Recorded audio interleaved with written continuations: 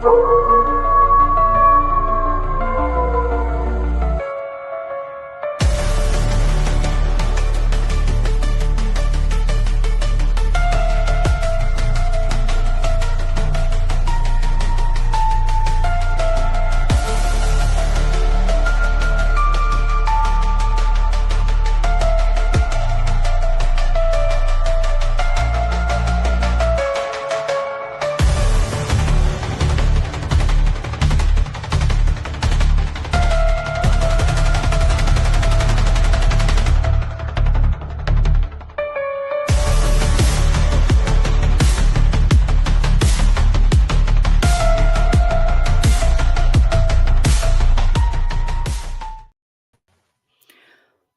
good afternoon, everybody. It's the Cryptid Huntress.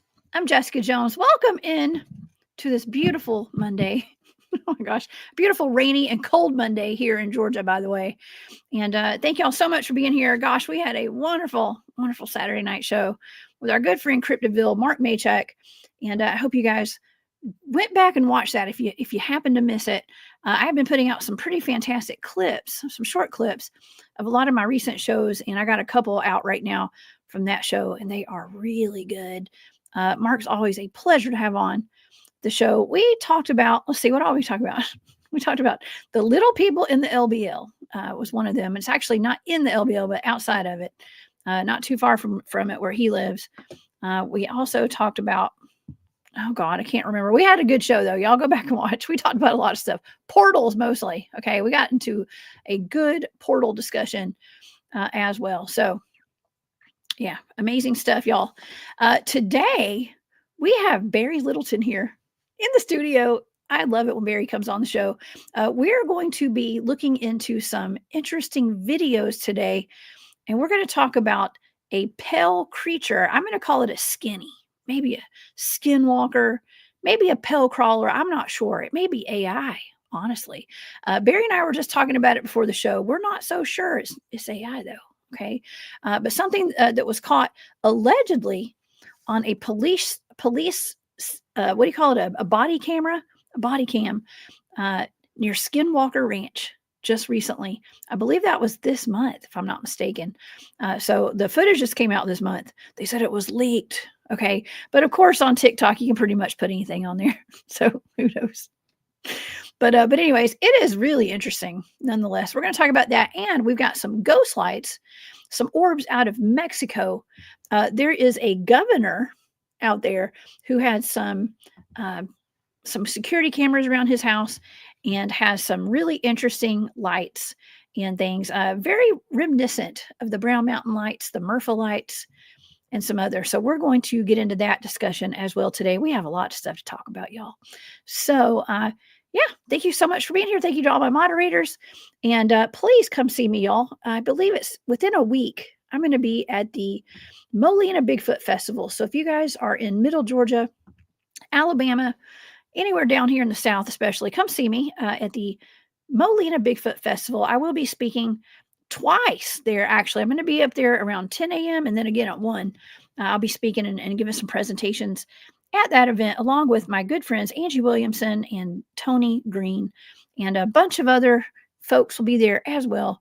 And some people who are going to give some eyewitness testimony of the Bigfoot and cryptid sightings they've had around Molina, Georgia, where the Elkins Creek Bigfoot cast was made. And we're gonna have a really good time. Maybe I'll bring Angie on the show next week before that event, and we'll talk about it.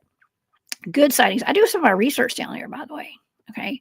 And that's where my son saw his first Bigfoot down that way. So yeah, y'all come see me at that. And I think that's the next big event that I have. And actually the schedule on my website is a little bit off. Some of the dates have kind of changed, so I'm going to fix that today. And the next big event after that will be in February. And I'm going to be a keynote speaker at I think it's the Western North Carolina Comic-Con or something like that. So I'll keep y'all posted on that. Okay. All right. Well, let's get into our show today. All right. So Jamie Rodriguez Calderon, the former governor of Nuevo León, Mexico, recently posted security camera footage of the glowing orbs or a light near his ranch which has stirred public interest in the unexplained phenomenon that can be seen globally of orbs. The orbs are appearing regularly on his property and around it, hovering across nearby hillsides, disappearing into the hill, crashing down, and multiple orbs appearing at once at times. Some viewers believe they are drones. Some people say they're witches. Of course, everything's a witch sometimes, right?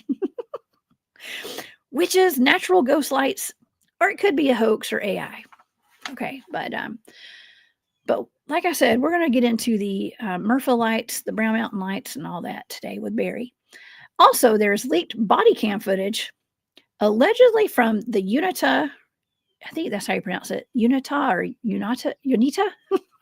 I can't pronounce nothing, y'all. County Sheriff's Department, located just miles from the infamous Skinwalker Ranch. It surfaced online. It shows what appears to be an alien-like pale crawler or an emaciated humanoid of some sort, but some people believe it's a skinwalker or even a dogman. In the audio, you can clearly hear one of the cops say, "What is that?" And before it darts off, it jumps out of the bush like really fast, almost in a blur. And we're going to watch that video today. I'm going to show it to you guys. So what are these mystery lights in Mexico? And what is a strange creature? I have not remote viewed any of this. This is not a remote viewing show. We're just here to talk about it and have some good laughs today. And to try to be a little serious too. Okay, we're going to try. And so please help me welcome to the show my co-host for today, our good friend, Mr. Barry Littleton. Hey, Barry. Greetings. What's happening? Greetings, Earthlings. Sorry, I'm running a little bit late this morning. It's been just one of those. A lot of times, I just come upon things that make me just ponder. And it's things that resurface in this community, especially concerning the cryptids, that makes me very curious. Yes. Like, for example, I don't want to take us off topic, but I think it's worthy since it's you and I. We talk about a bunch of cool stuff, so might as well just touch this real quick. Of course. I was watching David Pauletti's this morning. He did a Bigfoot episode, little cuts he does, and he was bringing up a couple of different experiences and encounters, and one of them were these people that had said that everybody that got near this Bigfoot that had a human face, but they started feeling like they were hypnotized or that they were on drugs, even to the point of where when this thing left, because I've heard Native Americans saying before, and there's some African tribes that also said, don't look them directly in the eyes because they'll hypnotize you. And I find that fascinating. And the other thing these people said, though, that after it left, they try to kind of go up the ravine where it went, and they got dizzy and sick again trying to go up there, and not like infrasound, but like on drugs, hypnotized. And why I'm bringing this up is for two different reasons, okay? One is as a hypnotist myself, okay? This is dealing with something that it was originally called behind Friends mesmerism, all right? And he based that on a magnetic influence he thought we had from the eyes and our energy fields, all right? So that's mesmerism. And what it's implying that the Sasquatch has the ability of mesmerism. And it does have something to do with magnetic fields. But something they threw in there, Jessica, was kind of interesting, is that they thought that the horrible smell, the particular aroma they were smelling, they thought was used to disorient their nervous system. Ooh. And that takes it into something that there's this gentleman that I met, Chief Joseph, anyway, in Oregon there. He drove me into that Oregon, Washington 2 hours. So the individual talked to me quite a bit. Interesting guy. But he had mentioned he had a Sasquatch encounter, a couple maybe. And he had said that he was always taught, and what they're capable of doing is turning on these, not endorphins. Pheromones? Yeah, thank you. Pheromones to actually make you almost skunk you out. But what these people were saying, that they felt that the smell was also disorienting them. So as we have two different things that they're doing, they're capable of mesmerism through the eyes, the optic nerves. And it's kind of a joke because, the older the black and white shows, the TV shows showing hypnotism, even Doctor Who, like Tom Baker, they got the eyes, they got the eye on you, look into my eyes, and there people will be like, I mean, which is a that's right. different type of induction, but in reality, that's based on mesmerism and that magnetism that comes out of the eyes. So the Sasquatch have that capability combined with some type of a pheromone production that disables the nervous system and perhaps infrasound too. Are we dealing with 3 different type of defense systems? It's just food for thought. Sorry. Gosh, that's fantastic. We've got, I love connecting these dots and getting some new information. And that all makes complete sense because it's probably the whole gamut of like cryptids are able to do this. Talk about the pheromones. I mean, we always get that scent. It's not always, but a lot of times we're out there with doing the Bigfoot field research. A lot of people describe what smells like, urine. Even with aliens, they say it smells like urine sometimes. Especially like urine and poop. Yeah. Mm-hmm. Yeah. The reptilians, you get that a lot. And, I'm beginning to think, too, when you smell, I think the sulfur smell, I'm beginning to wonder if that's associated somehow with radiation. I haven't done I haven't done any background research on it, so I may be way out of my league on that. But it's just food for thought. You know what I mean? Does the sulfur smell have something to do with the radiation factor with something else? Food for thought. Ooh, that's a good point, and it's something that we need to. I'm going to write that down and discuss that with my team because that actually would make some sense right there. That does. Everything you just said makes total sense to me. All of it. It's really, really interesting, yeah. And I found it even more interesting that it's described coming from one of the Sasquatch that looks even more human. They're often described looking like that, but the face, there was no hair on the face, is what it described. It looked very human in the face. And that's just I can't help but be getting away from the feeling that they must be Nephilium, all that trip, getting away from that and just having an appreciation for their paranormal abilities and spiritual abilities along with the physical. I think it's quite impressive, personally. Yeah, I do too. It's as cool as checking out the superheroes and stuff like that. It's just as cool as that, and better than Bigfoot and Wild Boy when I was a kid. Oh yeah. Well, here Black Feather says, I was just about to say there are certain people who have strong sulfur smell, which I associate with high reptilian DNA. That's interesting. Yeah. Interesting. Well, I've heard of some people who are possessed potentially, have some kind of demonic influence in their life. They do smell like sulfur. I've heard certain political figures smell terrible. Okay. And I'm not going to name names, but I've heard. Okay. And it's people who have done really bad things, allegedly. Okay. I've been hunting locations that have had a sulfuric type of smell before. Oh, yeah. It's kind of odd. Yeah. It is associated with demonics as well. So I don't know. Some people say aliens are demons. I can agree with that. Yeah. Yeah. Oh yeah. Well, there's a whole lot to think about, a lot to chew on here for sure.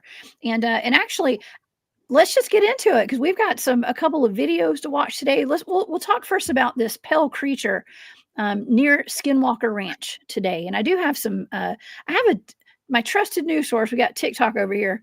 And I'm going to pull up my TikTok account. I've saved some videos and we're not going to play any like volume on it. And we'll just talk about it. It's for entertainment purposes only and stuff. But these are videos that are going around the internet right now. And I would love to get your opinion on these, Barry. But this first one is quite interesting. Okay. And this is a TikTok from, and I couldn't find the original video anywhere. I looked all over the place for it. They say that it originally came from somebody who posted this on Facebook. Okay. But over, just miles from Skinwalker Ranch, okay, in Utah, there was it looks like there is it's a call. It was apparently some like abandoned land or something that it was, this was at some land where there was a disturbance. Okay. Somebody called in a disturbance. This is according to the story. This is the backstory. Somebody had called in a disturbance. Maybe there were like some vagrants, I guess you call it, or like people that weren't supposed to be there. And the cops were sent out. When they got there, they had their body cams on and they encountered this thing. Let me share my screen. This might take just a second. But That's all right. That's all right. I want to say thank you publicly for helping me with my, as you always do with my live I did yesterday, because I got in a situation where I got locked up on the pictures, and oh my God, it almost ruined everything. I was about to panic. I didn't quite go into panic mode, but I mean, it worked out. So thank you. You were there the whole time. I appreciate it. Well, of course. Listen, anything I can do to help, I'm here for you. Okay. And, all right, let's see. This should be sharing. Is this sharing? This is not sharing, is it? Hold on. It may take just a minute. My goodness. It's showing over here that it's sharing.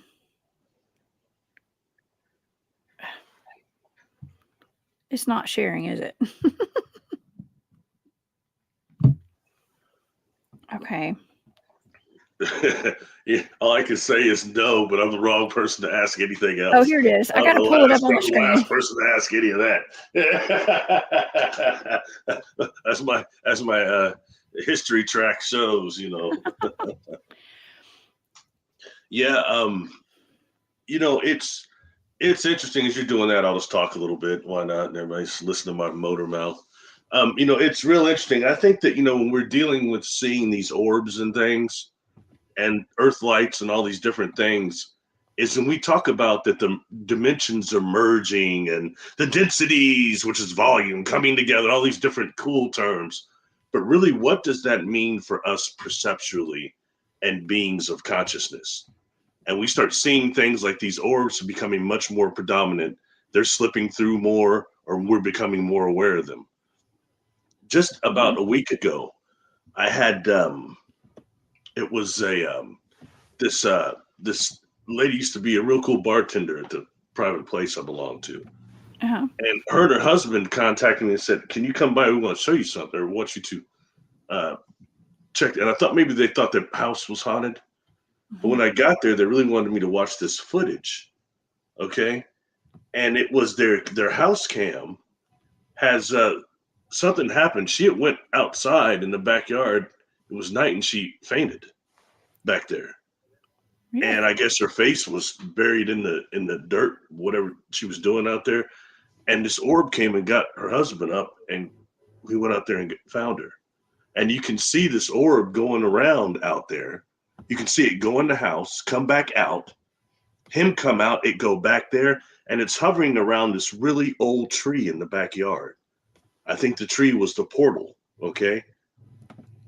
And more than that, I think it's just individuals' deceased mother. Because at first I thought it was an extraterrestrial, the way it was reacting. I mean, and then the night after that, this orb comes up in front of the camera and just hovers there and gets real close to it, backs up, and then takes off. I mean, it was uncanny footage. Jessica, it was Matt Delf type of footage. Oh, really? And before we get into the one you're about to show when you get it up, one thing that makes me really pay attention to that, and look, I agree it could be CGI or whatever. It's so hard to tell now. But the one thing about that video that caught my attention, there's two things, is that be your traditional pale crawler type of inner earth creature / right? Mm-hmm. But the way it moved afterwards, the way it took off, that was pretty good. Oh, yeah. And that again reminded me of good old Matt Delf's footage. I hope he shows that on your show one day, because I mean, when I saw that, first it was just impressive to begin with, but the way those beings moved when the orbs turned into the insectoid grays, well, they didn't really look like insects until they moved. They just looked like kind of gray type of beings before that. But then when they started moving, they moved almost like ants. They were gone. And that thing you showed was similar. So anyway, I'll shut up from there. You got to go on now. So I was just trying to stalling for time for you. No, that's perfect. Thank you, Barry. Teamwork makes the dream work. Okay. Right on. Oh man, this is it. This is actually a Night God 333, I think is this guy's name on TikTok, and he usually has pretty good videos up. Now this is the video. This is not what I was trying to show, but this will do. This is him speaking over this video. So we've got it muted, and so y'all go check his TikTok out, Night God 333, and maybe 4 3s, I don't know, but this is the video. he was saying this reminds him of the Las Vegas alien in the backyard. Okay. Now, I've talked about this alien several times. Barry, you and I even have too. And then we kind of decided, well, it's probably CGI for this mantid type ET, right? And let me go back and start that from the beginning so y'all can see Pretty it. good one though. Pretty good one. And I Yeah. gotta say, well, here's the thing. Actually, I can't go back because I'm not logged in, so I'm just gonna have to play. But I gotta say, I have that mantid being that I had in my bedroom that one time that I can recall. It moved exactly like this thing in that video. So I have to say, whoever came up with this like this one or that this video like or this the other one. the This video one. that is of the alien that's on the screen right now, that one that was supposed to allegedly the alien in this person's backyard in Las Vegas. Okay, it's supposed to be from a clip. I was, everybody said it was CGI, but what I encountered moved just like this, exactly like it actually, and the hands are just like it and everything. So I don't know, Barry. I think it's just interesting, food for thought, as you always say. And here it is. So this is the being right here. This guy's going to pause it and talk for a second, but then he's going to show it take off and run. Okay. Now, what does that look like to you, Barry? It kind of looks like a pale crawler to me a little bit. Maybe a skinwalker. Maybe CGI. Like a cheesy B movie until that. I mean, it kind of looks like a monkey a little bit too. I mean, look at his face. I was having fun. I'm sorry. Yeah. See but the movement's interesting. See, the one I saw was a little bit more broad out, but yeah.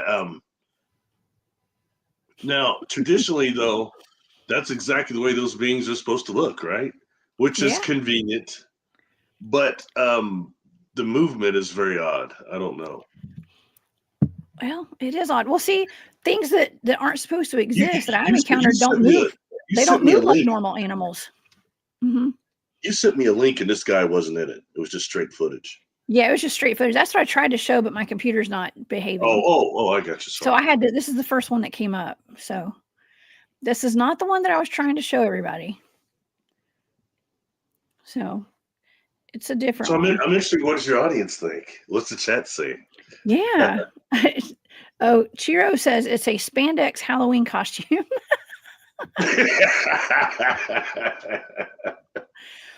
And I think, Elizabeth, that's a good point too. Elizabeth said it looks like a lemur, and it does. The eyes do look like a lemur. That's a big old lemur, though. It's supposed to be in Utah. That's so, I mean, there used to be giant lemurs. Wait, Barry, haven't we talked about giant lemurs looking like dogmen? Have we talked about that before? And they weren't they supposed to be like somebody? Was it somebody messing with Melvin Ketchum's DNA? And was saying that it was like a giant lemur is what a Sasquatch was actually, or something like that. It was somebody. There's somebody they're trying to discredit her, I do believe, unsuccessful. But or was it a giant sloth? Seriously, it might have been a sloth. It was probably a sloth. I don't know. It was either a lemur or a sloth. I think maybe a sloth, maybe. Yeah, a sloth. But the sloth are the ones that kind of look like they're waving, right? Yeah. Look like they're almost the sloth are the slow ones. Human gestures, yeah. Yeah. Okay, yeah. Giant sloth. I think that's what it's supposed to be, which is no longer recorded, but it's part of the record, fossil record. So. Yeah. Yeah. Well, nonetheless, it's something that made me kind of think is that if that were one of those quote unquote pale crawlers or whatever in that video, and it moving like that, and if it was really a being kind of from the inner earth, unquote, or just deeper within the earth, they would actually be slow because inner earth actually has less gravity than up here. Oh. The deeper you go within earth, the gravity decreases scientifically. So it makes me wonder, why would they move that fast still? But, it's some sort of hybrid or chimera and whatever, I don't know. But it certainly has the look of that, and it looks somewhat like one of those, I hate to bring it up because there was another cheesy movie, but it's the Chud movie. It looks kind of like a Chud. A Chud. What does that stand for? That's an acronym. Cannibalistic human underground dweller. but it turns out that it was chemical human underground dump because they were putting the nuclear waste is what the bums were getting into the homeless are getting into the nuclear waste they were storing down there and putting this waste down there, and they were getting into it and they mutated into the chud. Yeah, that's what that was supposed to be. Oh man, the Ninja Turtles got into some kind of ooze themselves, and little turtles turned into Ninja Turtles. Them and the rat, they all got into some ooze. Is that what it Master was? Splinter. Yes. Okay, right on. Yeah, they lived in the sewers. Okay, I didn't realize that was them. They it was a green ooze, and they were time travelers as well, and they live in the multiverse. And that is one of my favorite things actually, it's one of my least favorite things, because when my son was really small, he was obsessed with the Ninja Turtles. He would always dress up like Ninja Turtles on the different ones: Leonardo, Donatello, Michelangelo, Raphael. And they would change every season. They would change their design. And so I kept having to buy the different Ninja Turtles. Those bastards. I'm honest that they were still around by the time your son came around, to be honest. I'm surprised that Ninja Turtles made it that far, to be honest, Oh, that's man. Interesting. They know how to market, and they are brilliant over there in their marketing department. Because not only are they doing some soft disclosure for the children and for the parents and everyone involved, but they're also forcing us to buy a new version every single season. So the soft disclosure in the community in the entertainment system is fascinating, and I'm getting more interested because the further you go back when it comes to things that are like actually plot and acting, it's just different. Before you had all the special effects, which are cool now. Don't let me, I love the special effects, but it's not the same as really a good plot. You know what I mean? Like I mentioned that before, that I was watching that Flash movie, and I was falling asleep if he wasn't running fast. I made a mistake of eating one of those gummy things, so I went in there. So I was sitting there starting to kind of doze off, and his real name is Barry. So he's running with himself, yelling at himself, "Barry, wake up!" And I was, and I kept coming up in there. But the point is that, it's like somebody's in my face yelling at me. So it was waking me up. But if it wasn't for the special effects, I wouldn't have stayed awake during that movie. So anyway, going back, let's go back to what we were talking about anyway. I love the special effects, man. Let me see. A Cryptid 559, Javier is in the chat. What's up, Javier? He said that one in the tree looked like shape of an owl in the tree. At night, we have been seeing something similar at a local cemetery. We think it is an owl, but it's really big in the tree, at least 4 to 5 feet high. Like, tall. That's a big owl, or a person. Hey, did he mention that in the last show we did, Jessica? Was that him? I don't know. It might have been. It might have been Javier. It made me thinking about Mike Selland is his name, and he wrote that book about owls and contact, and how the Greys will sometimes use like owls as screen memories. But most of the accounts, when you start researching that, the owls are described as being like 4 or 5 feet tall, nearly human size. There's huge owls, and they're always a screen memory for this contact. So that's fascinating to see that. I appreciate them sharing that. Mm-hmm. That's heavy. I don't know if the audience will recall, but there was a show a long time ago where someone had sent me a video where a woman was camping at night in a campground. She heard some noise outside, thought it might be a Bigfoot. And so she took her cell phone and just scanned like a video outside of her tent briefly, and was like, I'll check this in the morning, see if I have anything on it.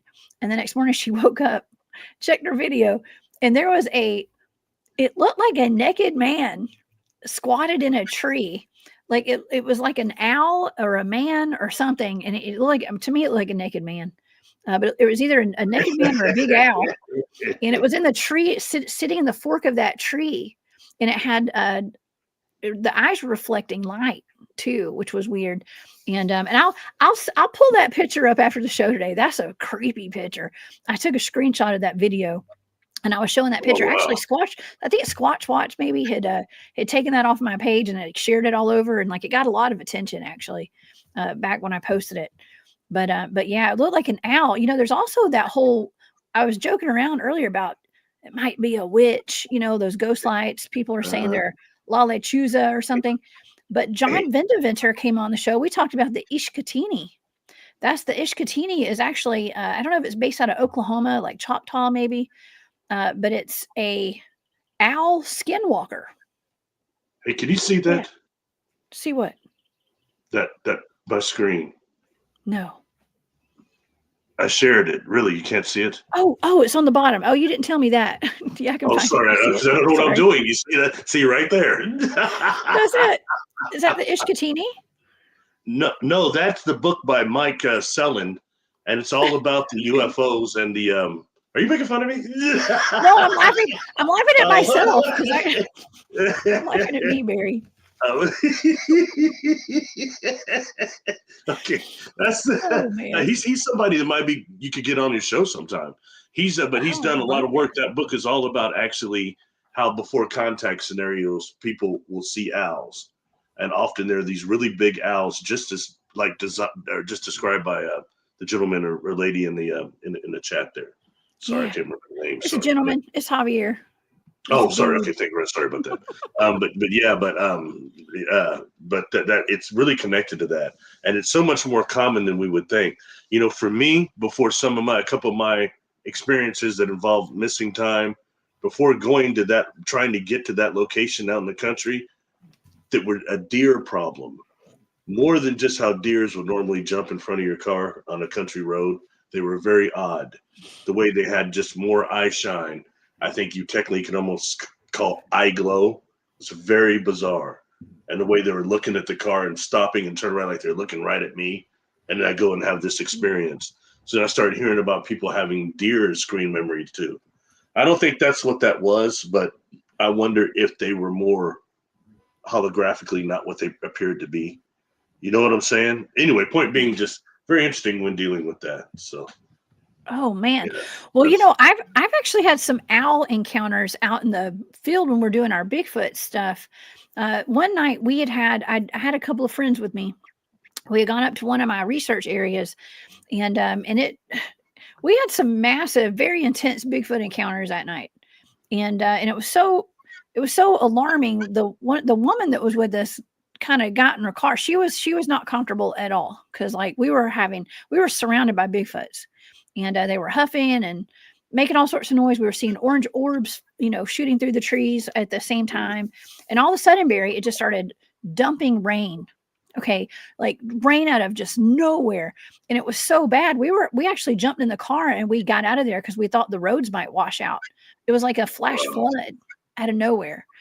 And so we hurriedly got out of there. And as we're driving down, not only did the two people I was with see a figure standing on the side of the road behind a tree, which I didn't see because I was in the back seat. I couldn't see, and it was raining. But we got on the main road, miles down the road.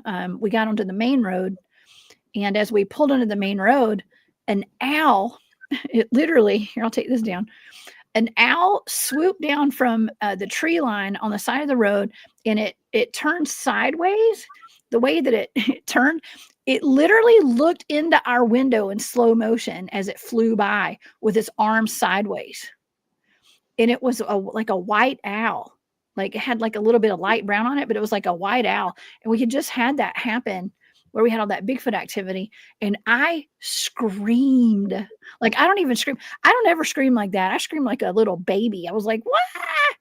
Because I thought we were going to hit the owl. But then as it swooped by, I've never seen something in slow motion like that, Barry. It was weird. All three of us saw the exact same thing. And we didn't hit it.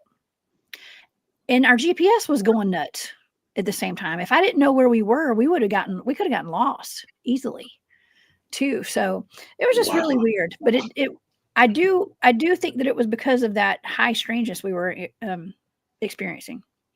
I got to tell you something. Now, gosh, here we go down the rabbit hole, but what the hell, why not? So, okay, when you say that, a couple of things really stick out to me about that.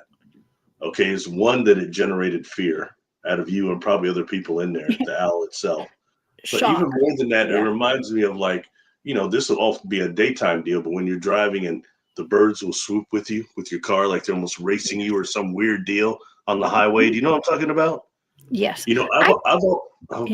Sorry, what were you gonna say? Oh no, I was gonna say, like, this is wild. I've never really talked about this publicly, but like I have these hawks that for the past, I'm gonna say like 10 years at least. I've had hawks that will swoop down in front of my car while I'm driving. And I know it's a sign. I just don't know what the sign is. Like, there's a message here. Okay. If you start really looking at the reports, check out the ones where Bigfoot's Sasquatch are reported doing almost the exact same thing, running against a car like that, just like those birds do. And even more than that, it always generates fear out of people and large emotions. And if they're gathering some type of psychokinetic loose energy, whatever, seriously, but if they're using that for some sort of manifesting ability or whatever, generation of emotions like that, like the way they sometimes will startle children, I think, to get that emotion, sets of young boys, to get that emotion out of them, to possibly use it for manifestation. It might be something else they do besides just using radiation from trees and other things you and I have talked about. I'm not saying it's right, but again, it's just food for thought. When you were talking about that, those things are coming to my mind very much as you're saying that. It's just food for thought. Okay. I had a takeaway from what you just said. Manifesting off the Loosh. Man, manifesting off of scaring kids and scaring people. My goodness. It's like a burst of energy. It's like a burst of energy. They manifest off that. And check out how some of the younger Sasquatch will often do that, especially to boys, teenage boys. They'll scare the crap out of them. And it's for a reason that it seems like they're, using that in some sort of a fashion. And, that may be more of a not necessarily positive attribute, but who knows? You've got all sorts of different types. And it's really, using it either, to not just to feed, but maybe sustain manifestation. You know what I mean? Yeah. What is it that stops them from going back in energy or whatever it is they are on the other side? You know what I mean? How do they maintain corporeal? Or like, I got to go scare these campers over here. Hold on. I got to get back into my orb form. Maybe. Scare the crap out of these campers. Or hey, I'm just one of those psychic vampires. Give me some fear. Yeah. Could be that too. But I mean, I'm not saying that's why they're in national parks, but it's where people are camping out and stuff. And, we come across abandoned campsites. We were just at one about 3 weeks ago in Alabama. Where people is that what they're doing there? Is it not just to drive people out? Are they doing that and mess with people's tents and stuff to scare people to get that emotion going? And it drives them away at the same time. I'm just throwing it out there, right? I don't know. Yeah. I think probably I love it. If you look at what Scott Carpenter talks about a lot, I bet you he would probably have agreed. Yeah. Because he seemed to go that direction a lot. But I try to keep some of the biblical stuff out of it, but we have to acknowledge something for the people that are not religious, like I'm not. When they use certain religious phrases, why did the Sasquatch leave? Why did they respond to that?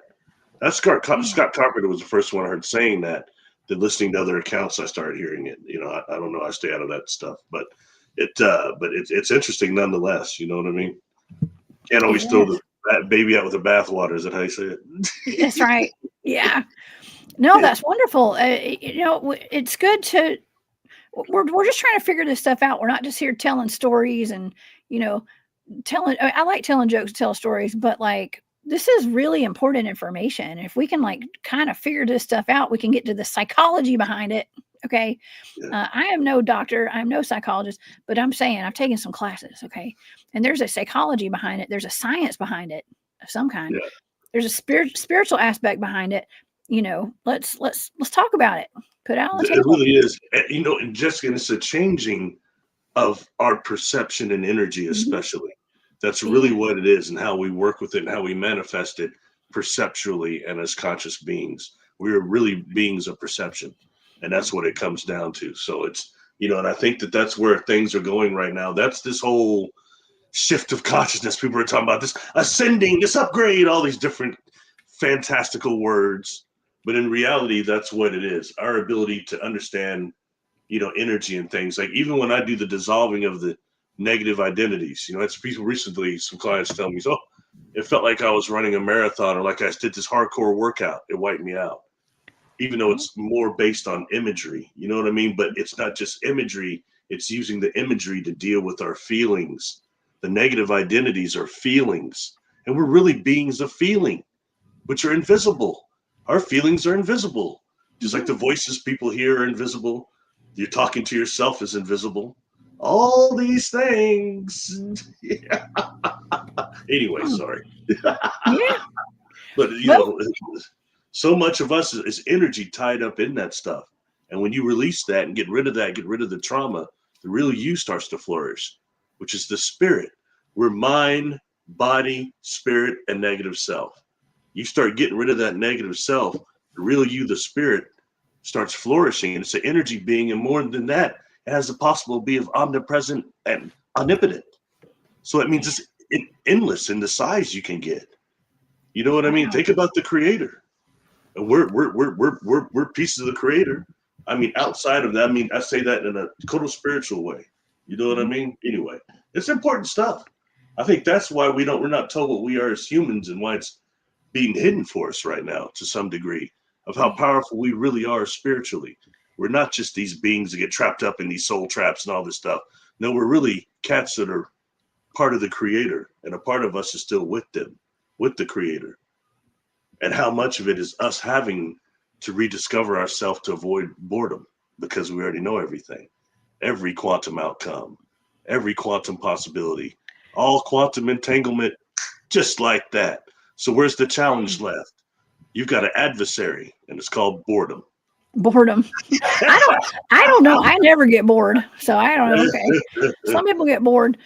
I don't. Okay, here we go. But you're not omnipotent. No, that's true too.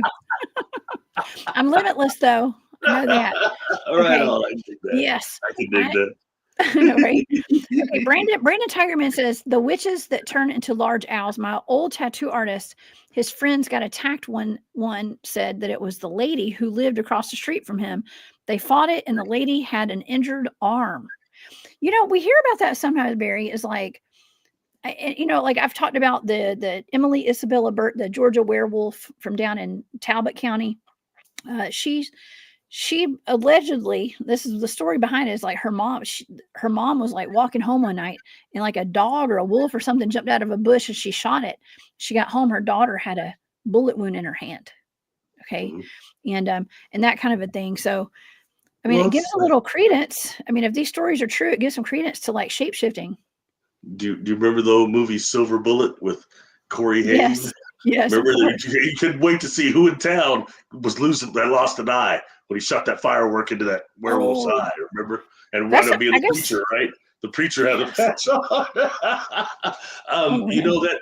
Yeah, that is you know. Now, on a serious note, with that, okay, when you and I first met, I could be wrong, but you and I first met, I think I sent you a video that was out of Africa, and it was this woman laying with the cow legs. No. She had goat legs? No, she was like tied up in this wire and she was screaming. And the part of her body looked weird. Like the wire she was, and they said that she was a crow. She was a witch from in this village, and she shapeshifted and she got caught as a crow in the wire. And she fell and she was screaming because she couldn't get out, but it looked like she was like half transformed. And it was very odd. And the people that are filming her won't get close. She's a witch. She's a witch. Everybody around there. And and I can't find that video anymore, but I thought I might have sent it to you when you and I first started communicating. Yeah. You did. You did. Okay. I was thinking about that video of that woman who's like, moo. Oh, no, I was still talking about that. We laughed so hard. We actually laughed really hard about that one.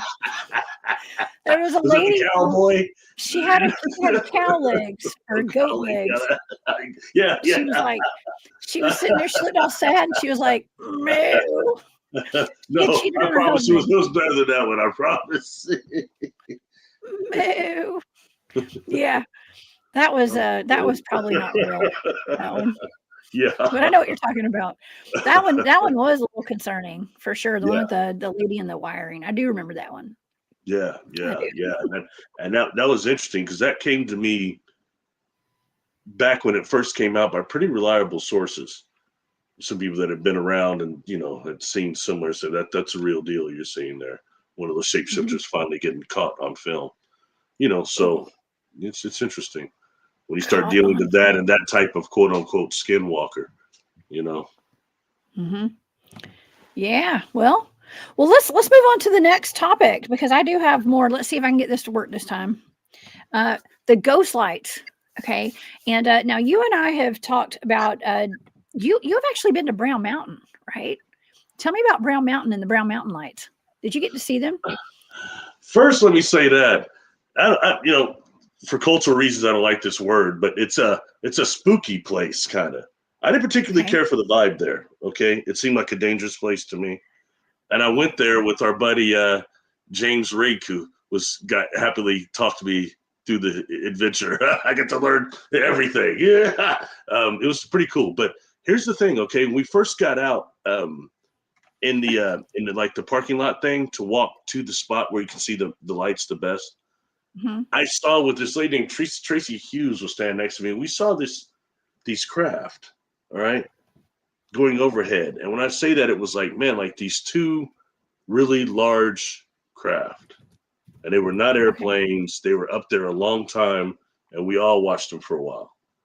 I mean, it was definite a sighting, okay? Quite impressive. To the point to where if my butt had not walked all the way over to that place over there, I would have been just fine. I was seeing that. Did you hear banjos? Is that what happened? I'm just kidding. I don't know. It just reminds me of some place before it's popular like it is now. Probably some people got killed in there, around there, I would say. It had that type of a vibe to it. You know what I mean? Sometimes you can feel land that's kind of hexed or kind of just has dark blood, maybe battle coming through, you know? Yeah. By the way, real quick as I talk about that, I recently did an Earthbound Spirit release, and the Earthbound Spirit joined the client in Gettysburg, hunted the client about Gettysburg, making them return there because when the client went there to visit, this Earthbound Spirit recognized them from a past life. They were part of my regiment. So they've been fortunate. And then more than that, they started telling me this, Jessica. I can't leave. Do you understand? My regiment is still fighting on that field. That is so sad. They started saying they're trapped in.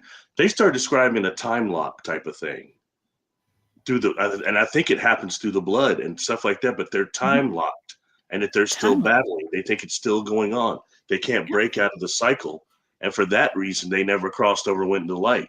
They don't even see it. That's what the Earthbound was telling me. And they was trying to help me. I saw it, but I didn't go because they couldn't. You know how tripped out that was? Yeah. I don't make the rules. I just have to accept it. Anyway, sorry, what were we talking about before I went on that crazy tangent? Oh no, I think it's interesting because I talk about, you know, like Chickamauga and a lot of these battlefields around Georgia. There are, even in Gettysburg, okay, all these old battlefields, there are phantom ghosts. There's phantom cannons firing, and you can hear men yelling. And you know, just like in North Carolina, we talked about the Pell crawler that jumped on that man's truck in North Carolina after he saw that Civil War ghost standing there, or the Revolutionary War ghost on the side of the road. And yeah, I don't know. It's just portals are open out there. It's crazy because I always ask a lot of questions because those Earthbounds they're quite chatty, you know. And it's you know, what have you been doing? How have you been influencing? Well, I'll never let them forget dying in the war. They're never going to forget it. And for that reason, they've gone back almost once a year and toured Gettysburg. I'm always going to make them go back. And they jumped the client when they're like 6, when they're touring it with their parents. Recognized them then. So that's not even fair. You know what I'm saying? Then they told me this. Not just that. I've given them an obsession with all battlefields and all battles. They're going to be drawn to all battles because I will not let them forget. That's what they were saying. Oh, wow. I got the individual to cross over. It took a little bit of cognitive behavioral, but I got it to cross over. You know, you said don't forget. You know, that's interesting because when I had remote viewed that encounter with the Pell crawler thing, whatever that was that jumped on that man's truck, the data just kept over and over. It kept saying, don't forget me. Don't forget me. It was the same, that data. It was over and over again. It was like, I don't want you to forget me. Remember me is what it said. Remember me. Don't forget me. And so that's wild that you're saying that right now, because I think that Dr. John Stamey was on the show with me that night. I don't think you and I talked about this. Wow, that's pretty Yeah. and creepy. That backs that up though, and wow. Okay, well let's talk about these lights. I've been showing them here. This is on my TikTok account, y'all. And this is not I just saved this one, but these are these lights that I was talking about. Now this is from these were just filmed recently. God, And this is those from look a some lot like security the Martha footage. lights, don't they? They do. Yeah. They do. Here, let me try to make this bigger so y'all can see it. Well, I don't know what is wrong with my technology, y'all. Barry, I just can't get anything to work right. You're still doing 5 times better than I did yesterday. So you're all right. It's slow. I'm slow. All right. Well, maybe I shouldn't mess with it. I'm just making it worse. But these are the lights. Okay, so there's another.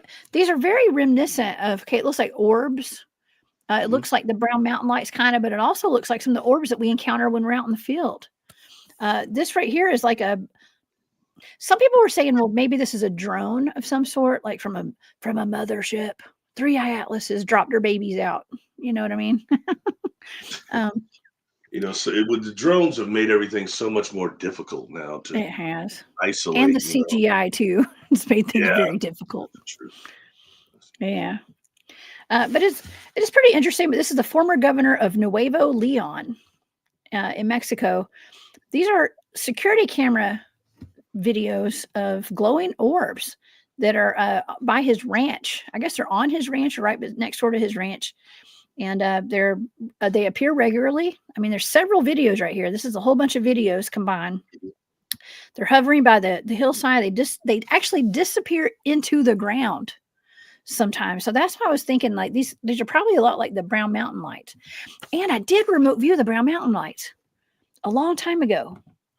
Let me see. What did you get out of that? I don't think you did that one with me, was it? Or was it? Yeah, it was. It was with you. It was. Why can't I remember that one? That's so odd. Because when I was actually on the mountain, you texted me that. On the mountain, when I was on it, you told me that we did it. And I was looking at James. I said, Jessica said she remote viewed this. I don't remember.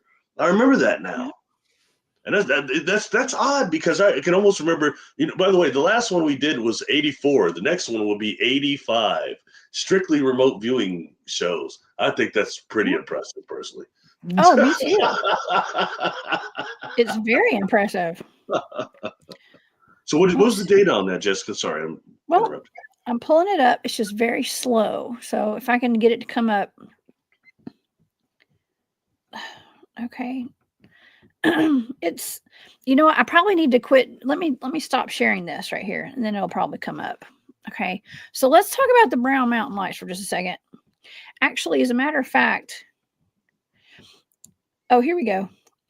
Okay, so here's some of my data. Okay, let's go over a little bit of the data for this.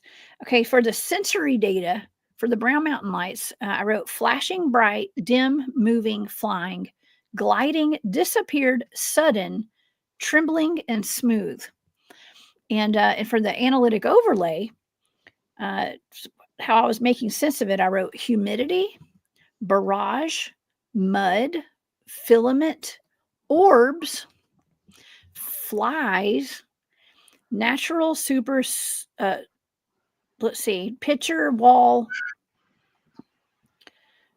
roast or roasted, awake, movement, encouraging, and supernatural is what I wrote. Also, this is all sideways.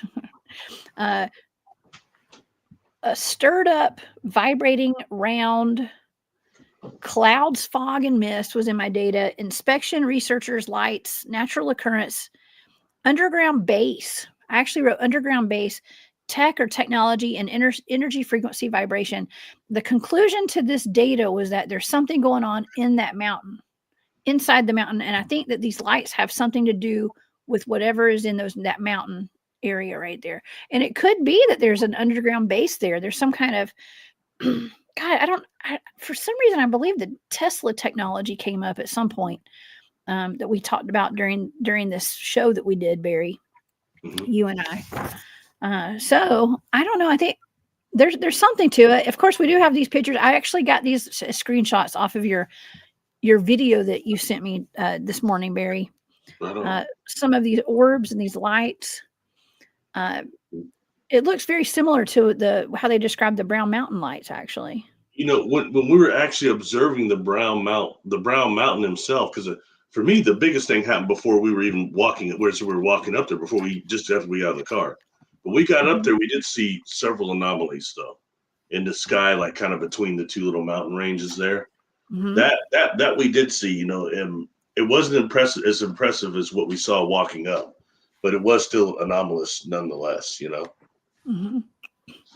Yeah, they have for centuries had these strange lights in the sky around Brown Mountain. And this is the thumbnail for the show that you and I did together, Barry, right here. Yeah, I did find that at one point, my friend. I did have this realization. Yes. I did wake up at one point. Oh man! Well, these are actually the Merfolk lights right here. So we've got Merfolk lights. There's these weird light anomalies all over the world, actually. But just very interesting. And now, have you ever looked at the Marfa lights before? I've never been given to me as a remote viewing target. Not yet. Right on. No. Yeah, it's it's so interesting because one thing I think we'd have taken into account is that also we have Earth awareness from the past and the future at present. The Earth is a living being and it has awareness. And some of these orbs we see are Earth awareness. Mm-hmm. And they can be called, they're earthquake lights. They're all these different things. And I think those are always interesting that are seen after a big earthquake. You see those orbs. I believe those are Earth awareness beings, creatures, not just some simple orbs. The same way as the orb I was mentioning earlier.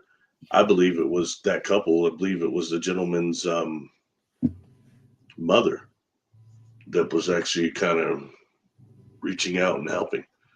You know what I mean? And sometimes once we transition and, go actually take that risk of going into the light, different things happen. I've seen people come back like that as guardians, protectors. They go through the change they go through over there. And when they start interacting with this side, this dimension, this density, it comes out in ways like that. It's quite interesting. It is what it is. Like I said, I don't make the rules, but I have to observe the data. Like you, I have to observe the data. You know what I mean? It is what it is. And only a fool changes their opinion, changes the facts to fit the opinion. A fairly intelligent person changes their opinion to fit the facts. That's right. Just, in this case being data. So the data. I used to get made fun of for saying data all the time. People make videos about me, Barry. Can you believe that? Well, because when you say the word, it's supposed to be data. So say data, not data. There's a whole thing on Star Trek about that. Dude, you say my name is Data. Wait, so what difference does it matter? You say because my name is not data, it's data. It's data. Tomato. I don't know. Yeah. I think it's funny. No, just haterades. But just ignore that stuff because right now you've got the seismic activities going up. The solar radiation's really high right now, so people are attacking each other. It's just what's going on. Just brush it off. I woke up this morning to a nice deal of being called a racist based on my live yesterday. Obviously, as racist, saying that obviously I only deal with melanin dominant time travelers. Those cats weren't even melanin dominant. I didn't watch the material at all. They're attacking though. They're attacking hardcore. That has I'm pro black. I will admit that by all means. All right, but I'm also pro God, so I'm pro people. No way around that. It is what it is.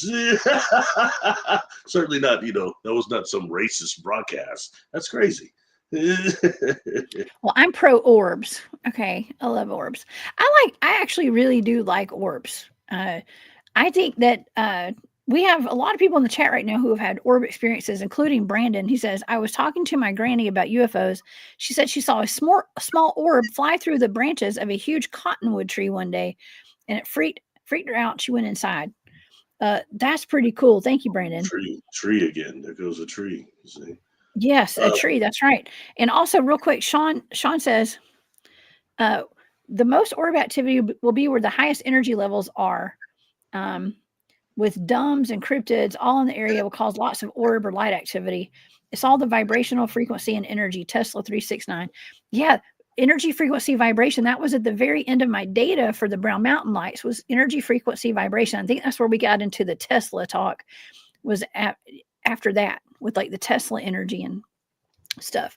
So thank you, Sean. Take a level higher than that. Okay. Take a level higher than that.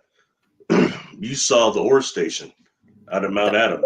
The OR station. The Orbs station is actually uses orb technology. It dispatches orb technology, an orb that gets in someone's biofield and pushes your perception forward. So that's another example of orb technology. Okay. And it's very, very, very interesting, you know. And so in that way, you know, so that's a manufactured in some way, but it's on a different spiritual level. It's perceptually, consciously.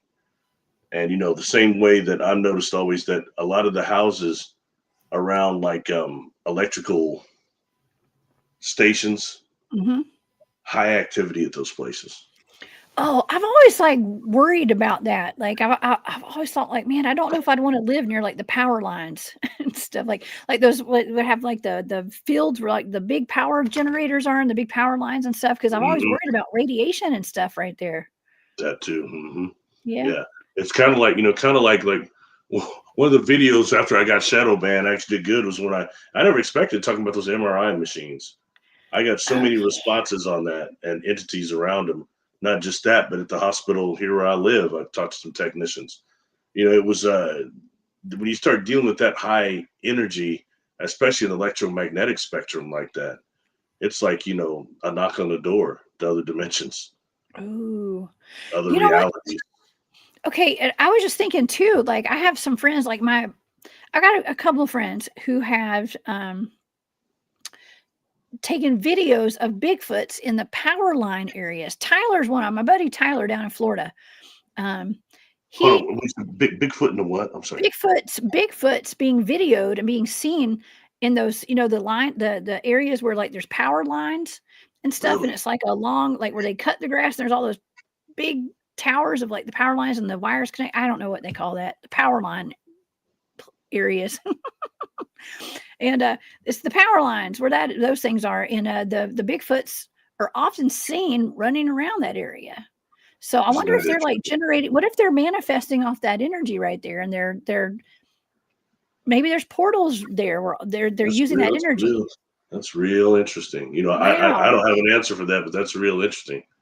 Tyler Howell. Yeah, Howell Outdoors. Y'all go check him out. He's got a YouTube channel, I believe, and still got his YouTube channel up. And he's got some videos, some really great video of Bigfoot kind of dancing around out there. I don't know if it's dancing or jumping or what, but that's something, yeah, that kind of goes along with our conversation we had earlier today about using the energy of scaring people, you know, to manifest. Well, what about using the power line energy to manifest? Well, I never thought that's really interesting, you know, because they definitely can create, they definitely create portals and electromagnetic disturbances. That I can say definitely. When I was in Australia, I experienced that even more than here in America. It seemed like where there were power stations there, those places were really kind of heavy, dark, and they're just infested, you know. It's interesting. So, yeah. Man, this has become a very informative show today, Barry. Well, almost unintentionally. I love it. No, this is wonderful, man. It would explain why there's so many Bigfoot sightings and stuff around these power lines. Well, you know, connecting that also with the orbs is how often you start reading reports of orange orbs and Sasquatch, or people seeing Sasquatch turning into orbs, and dealing with these orbs that some of them are actually craft from other dimensions, other universes. And that's going into what the whistleblower had told me. And now I sent you a picture, so you know what I'm talking about now. But they had said that a reptilian the size of the one in that picture, they saw contract like that and suck up into an orb that's a little bit bigger than a golf ball. So, I mean, that, and then they start saying, but that's their ships. Their ships in this dimension look like those orb things, but that's something else going on there. We don't really understand what happens when you start, or something else. Let me throw this back in, okay? The deal I did with John Vivinco, that video, and we talked about the crop circles, and that took us into some of these portals that are near the crop circles. He was saying that it was like thousands of entities trying to, from the other side, trying to squeeze through that portal all at once. And those that are actually able to, so that's like me and you kind of trying to stick our head into like a mayonnaise jar. It's going to be hard. Ain't gonna work. But that those that do actually get through, and when they emerge in this dimension on the exit aperture, it's in collective consciousness form, and it looks in orb form because of that reason. That, it's one of those things to throw in there. That's the data he got out of some of those. So I think it's interesting to put this stuff on the table. It is. Okay, so I have to also mention that I don't check my TikTok that often, y'all. I really don't. I'm really bad about checking my messages in my inbox. I don't know if y'all could see on there if it showed like how many messages I have not looked into. I had like 70 or 100 or something like that. I'm terrible about checking my inbox. I just get too many messages and it's too overwhelming, and I just give up. So, anyways, there's that. But my sister, I check my sisters, sometimes, and my sister will send me stuff. Her main mode of social media is TikTok. Okay. And she's always like, you got to get off the other ones. TikTok's where it's at. I still don't have any fun on there yet. I'm still not on there. Oh, it's fun. It's fun. Just be careful with your algorithms, man. You watch one video, it'll take you down a whole rabbit hole you don't want to go down. Okay. Oh, like Instagram. I mean, how many divorces Instagram cause? My God, man. It's so wild. That's worse than the strip bar. Oh my God. Instagram is a trip. Okay, well, my sister will send me some good stuff. Okay, like some good videos. I trust my sister sending me these videos. And yesterday, or whenever it was that she sent it, I saw it yesterday. It was a video of a man. It looked like it was in his backyard. I think it was a lighting issue, maybe, but he was filming an airplane. This was like a viral video, and it was an airplane flying over his house or wherever he was. And the sun, you could see the sun hit it. So there was like light on the airplane, and but the light was hitting it around different angles. You could tell it was like passing by the sun kind of, and it was hitting it and reflecting the light. And then eventually it looked like it turned into an orb. And he was like, oh, that's what happens. It turns into an orb. That's how they're deceiving us. Those are not airplanes. They're actually UFOs is what he was trying to say, I think. I thought it was interesting. And it got my sister's attention. I gauge the normies by what my sister's putting out there. Okay. And shout out to my sister. She's awesome. Okay. Well, perceptually, we can make them into that, and they will adjust to what we think they are. It's cognitive dissonance and cognitive bias. They all kind of tie together, that's a brilliant cloaking strategy. If you think about it, use somebody's own perception against them. Yeah. I mean, I think that's done to us all the time.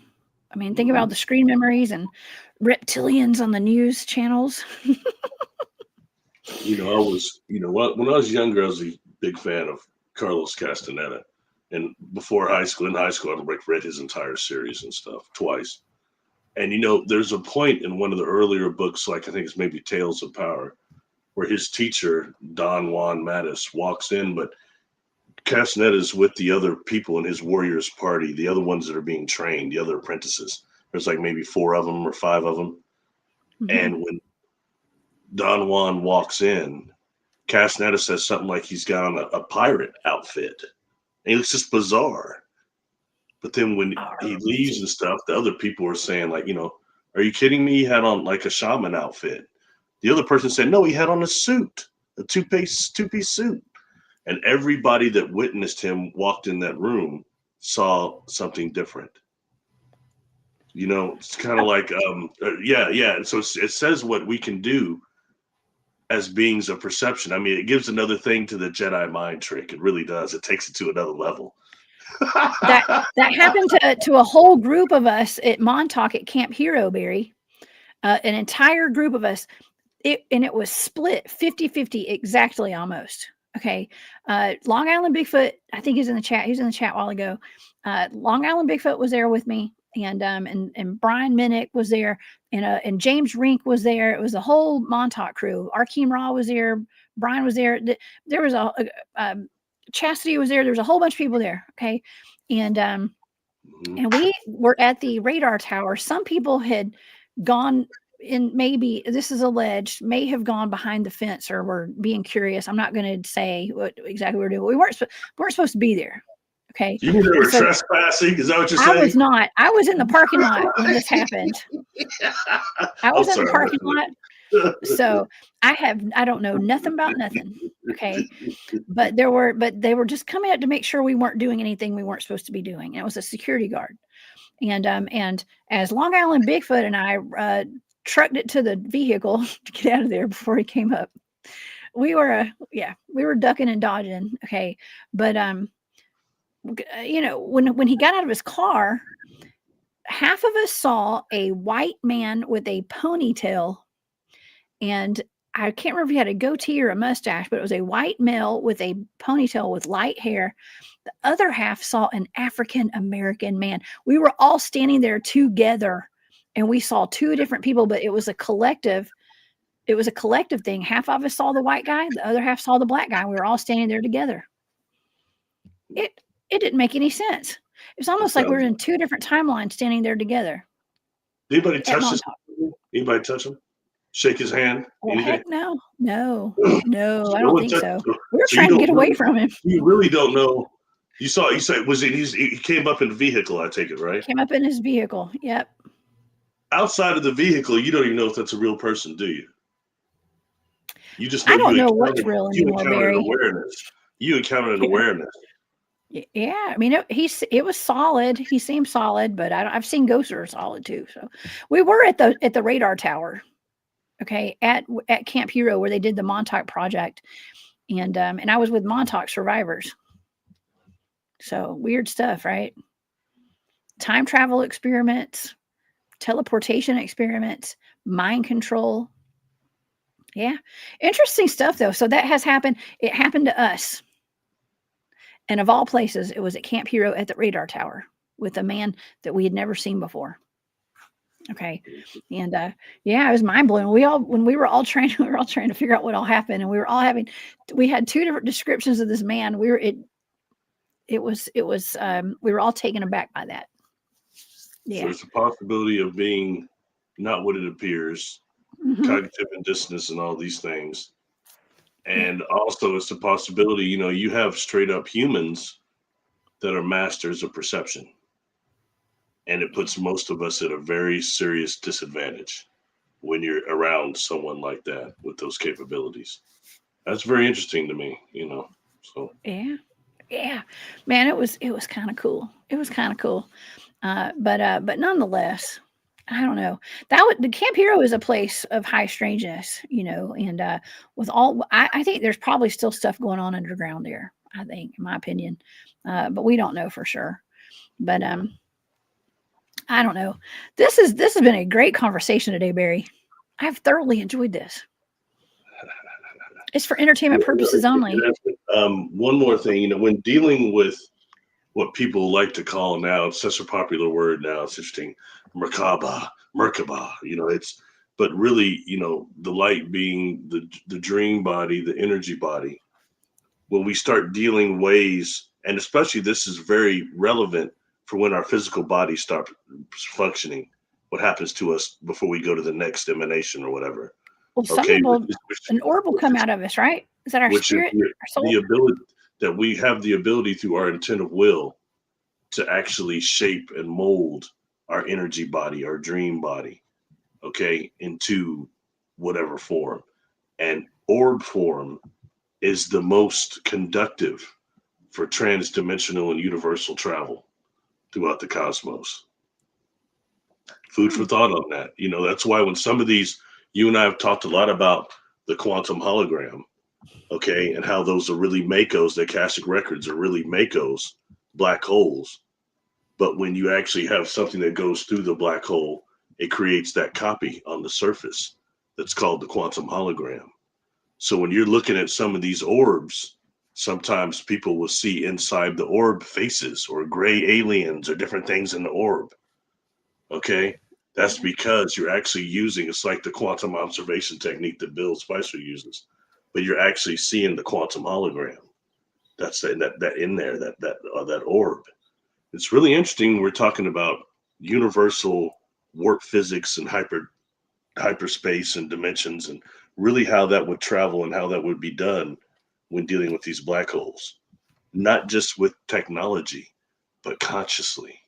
Since we've got Makos attached to every molecule of our body, we can actually manifest those and use that for intergalactic transport. Oh man, Barry, we just talked about that last Monday, a week ago from today. I had Dr. Ram on the show, Richard Allen Miller, and he came on talking about how he used to work with NASA and stuff, but when I did ask him about were the astronauts trained in remote viewing, and that's something that you had told me, and he said, well, yes and no, they're not trained in remote viewing, they're trained in astral travel. And he said also a way that to travel to space, what he said, this is chemically induced, basically, was by taking DMT. It opens up many wormholes, he said, and it makes it where you can do space travel through these many wormholes, and it's consciously. I mean, I literally, when you said you've been pondering a lot lately, I have literally been sitting in my vehicle pondering ever since we had that conversation with him, and I'm connecting it to the things you talk about, things that we've discussed on the shows, and everything makes sense now, and nothing makes sense anymore. I was listening to that show actually. I didn't agree with everything the cat said, but that's all right. We don't have to. But the thing is that when dealing with Edgar Mitchell and Quantrek, which he did, he said they were trained to remote view. That is what he said. So that is, something that kind of takes it a step difference. But don't get me wrong, dude's information was interesting. I especially like the Belushi stuff. I thought that was cool. I would have liked to hung out with the Belushis. Oh yeah. Anyway, but when dealing with that, I did that video with the whistleblower, and that's really why I think that maybe it kind of went viral. But that's one of the things that they had brought to the topic about melanin dominant extraterrestrials that they claimed to interact with. Said that they were humanoids, but they were able to access every black hole in their body, every Mako, and use that for intergalactic transport. And for that reason, they were almost inconquerable. No technology could conquer them. And, it's very interesting. We start dealing with these species that can do that consciously. And then you start adding jump rooms and things like that to the equation. And the coolest thing, I brought this up yesterday when it concerns jump rooms or quantum synthetic environments, is that when you're looking at a blind target on Mars Cydonia interior, you're seeing an extreme jump room like compound. And when I say like something that whatever they're back engineering here on Earth, that Arkeem and everybody else talks about, is back engineered for what you saw on Mars. And I get the impression that thing was still functioning then at that point. Wow. Okay, and it's so weird because I have a brother that has had some experiences. They're not like mine, but one of them is being in an environment where he can see these different exit points to all these different, like, not even just realities, but different time frames also. You know what I mean? Like one over here looks like Australia, over here looks like something else over here. Over here might be a different planet, stuff like that. And you describe something like that in a jump room type of environment. I think that's really imperative when tying that together with things like Andrew Basago. And I'm sorry, but he's the first person that started all of this. That's where that started with him. Jump room. Nobody else talked about a quantum synthetic environment before him. So I try to go to the root and then build from there. You know what I mean? Just to keep some of the fantasy out of it. I'm just being honest. Well, that's actually documented. Project Pegasus is one of the programs that he claims to have worked on. And he claims to be that kid in that picture from the Lincoln. I guess he did the Gettysburg Address or something. He's that kid with the big shoes on. He claimed that was him. Time travel. Yeah. And then he made the other claims with jump rooms with Obama and all these other people and all that stuff. Neither here nor there, but I will say this, okay, real quick. The lady that designed my barely functional websites that never get on there. But you know, she did this panel with me, and she's the first person. That was like 2015, maybe 2016, and she's the first person that ever told me that they thought that they actually sat in a Montauk chair. And when I asked her, I said, really? Because the gentleman got up. Anthony Zinder's his name. A lot of your SSP people know who that is. I know him. And he wasn't well known yet. Yeah, and he Mhm. approached me at this conference, and he was talking a lot. But then he got up there and asked all of us on the panel if any of us had any SSP contact, and everybody up there was no, except for Elizabeth. And she said, I think I've been in something like the Montauk chair or something. And that's all she said. And it kind of just, everything went on. Well, we're sitting there late at night. She's doing my website, just her and I ask her, man, tell me, you know, I ask a lot of questions, Jones, you know that. I was like, yeah, tell me about this Montauk chair. And what was it like? And she said that her dad was high up in the Air Force and she had a twin sister and he would take them to work sometimes. But this time he only took her. And when they went to this other part of the base and when they went in this room, she said that thought she was going to see the dentist. There was a dentist chair in there. Oh. And like some sort of a screen on the wall or something. But she described these individuals that were weird dressed soldiers that she said was very creepy. Said she did not like them at all. They never said anything, but they stayed in this room. And she said she sat down in the chair just waiting for the dentist to come with the balloons or whatever. And they kind of had a wipeout deal. Can't remember. She had the MIBs there. And you know, and she looked at me. She says, "I kind of just forgot about it."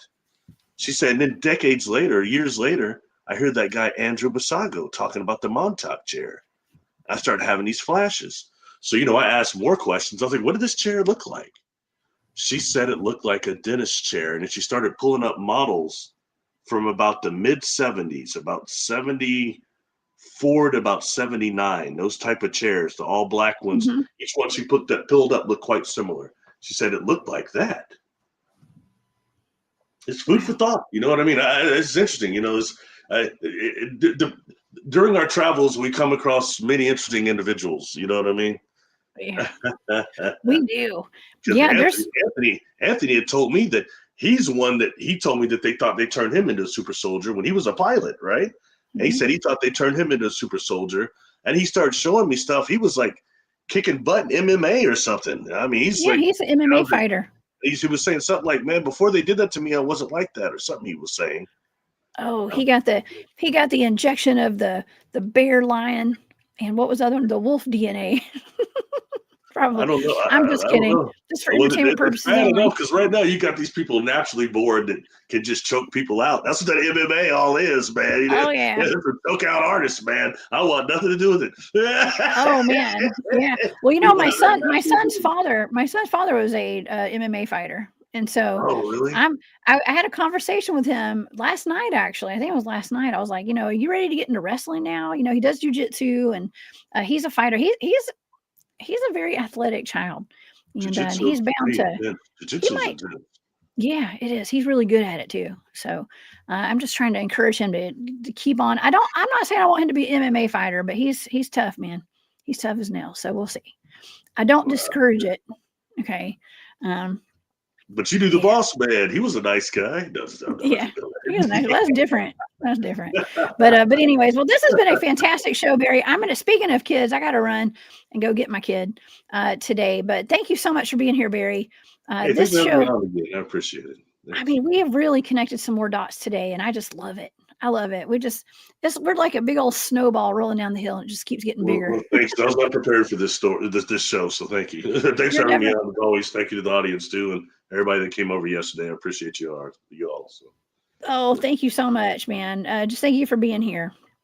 And so I want to thank everybody for joining the chat today. You guys are the best. I want to thank all my moderators for all your help today. And Barry, where can everybody find you online? Okay, I got it. In fact, I got a bunch of emails to respond as soon as I get off here with you. I'm email barrylittleton13@gmail.com. And also I'm on YouTube under Barry Littleton, Patreon, Barry Littleton. And I do post a lot of stuff on Facebook sometimes. Barry Littleton, no cool handles or nothing cool, no names, just Barry Littleton. All right. Like I always say, it makes it easier to find you. And so there's his email address if you guys want to get some services from Barry or get in touch with him. That's his email address on the screen right there. And so, yeah, this is wonderful, y'all. People were asking in the chat earlier about James Rink. James did have a heart attack. He did. It is public knowledge now. And Oh, really? he did. He did. It was right before our conference down in Florida. He was in the hospital, and I think he's doing better. He may be coming on the show this week. I know Jimmy Payne. It is Halloween week, y'all, and Jimmy Payne has hit me up. Y'all remember Jimmy, and so I'm going to see if James wants to come on with us. But he wants to come on and talk about werewolves at Area 51, and so I'm for it. It's Halloween week. Let's talk about it. So I'm going to try to get him on one of the days this week, and we'll hopefully bring James on too. James is doing okay, but we've but send him some good energy and some prayers, y'all, because he could definitely use it. Okay, God, he's young too. Wow. He is young. He is, and I think everybody pretty much knows, but he's part of the Super Soldier programs and stuff, and. Yeah. So, but anyways, y'all check out Super Soldier Talk. Please go and subscribe to Barry Littleton on YouTube and on Patreon. And he had a fantastic live. You had a wonderful live yesterday, Barry. So y'all go check that out. It's on time travel. Fits perfectly with what we talked about today. Okay. Well, Barry, thanks again for being here. I will see you guys back here on Wednesday at 1 p.m. And y'all be safe out there. Okay. And I don't know, watch for the skies. Watch for phantom lights. And I don't know, pale creatures, whatever that thing was we talked about earlier in the show. Watch your six, y'all, and take care of yourselves. And I'll see y'all back here on Wednesday. Bye, y'all. Thanks, Justin.